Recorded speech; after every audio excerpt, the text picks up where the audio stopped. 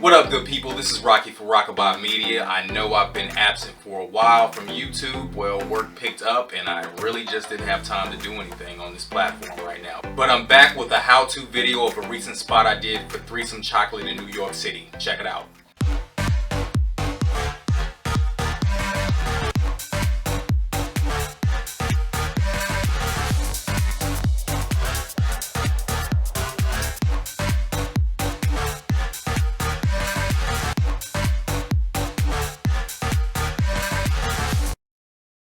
So how did I do it? Well, first I had to find a background. I took a white pillowcase, I took my wife's balancer, took the pillowcase on top of that. So I just set my camera up above and positioned my lens. I believe I was at 35 millimeters for the lens.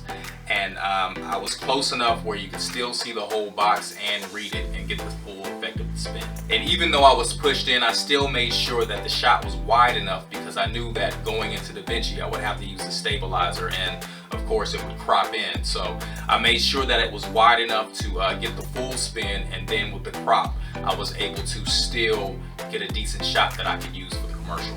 Now, as for the spinning, well, that took a couple tries. It actually took a lot of tries to get the spin the way I wanted it. The pillowcase was actually kind of long and it would get caught underneath the balancer, but I just needed to get one or two good spins in, and I achieved that, and I moved on to the next shot. Because I was limited in candy bars, I only had 3, as Threesome Chocolates come in 3s. So I took a cold bar and I set the same white pillowcase on top of a pillow. Yeah, I guess I should have just put it in the pillow, but whatever. I put the pillowcase on top of the pillow, and then I would drop the candy bar so that it wouldn't break. I needed to do this enough times to make sure that I had the shot that I needed, because I knew once I broke it, that was it, and I'd have to move on to another bar. And I really was careful when I was breaking this bar. I did mess up one time with the bar breaking, not in alignment, but you really can't notice that. It still worked out. So I dropped the chocolate once I got the shot that I wanted, and then I broke everything up into the squares. I also went into Affinity Photo to do a little bit of tweaking with the chocolate bars. It wasn't really enough that I felt gave the effect that I was looking for. So what I did was I copied and pasted three of the squares to make it look more abundant once I dropped the chocolate, once the effect was done in editing. For my second background, I added a pink folder that I found. I just wanted to give it a little bit of contrast. Before I had it with my blue wall that I had, but I felt like that really wasn't giving me what I wanted. I would move the camera really fast just to get it at a certain angle that I wanted in the frame, because I knew my ending shot, I knew I wanted that box on the side so that I could put the language and information needed on the left side. For the dropping of the box, I just dropped the boxes. It took a while. You would think that dropping 2 boxes it would line up perfectly, but nah, it took a minute. As you can see in the shots, I used the white pillowcase as the floor. I used the pink folder as the background. I had 2 lights. I had one harsh coming in, one hard light coming in, and then I had another light with the soft box on, and I just cranked it up to give me that light. It was still soft, but it was really overexposed. That was the look I was going for. Why? I don't know, it just looked good on camera. Sometimes you just gotta go with what you feel. For the 2 close-ups of the candy bars, I used 2 of my macro lenses. One was a Quantaray 70 to 210. It was a Quantaray 70 to 210. And I also used a Tamron 28 to 70 lens to get the close-ups that I wanted. The Tamron really gave some beautiful shots close up. It had a little bit of vignetting on the edges, which I thought really improved the shot. Some people may like it, some people don't. But I liked it. Now, the hard part, for the suspended candy bar, what I did was I took a toothpick that I had, and I just pretty much just stabbed it and just held it up in front of the camera once I got the depth that I wanted.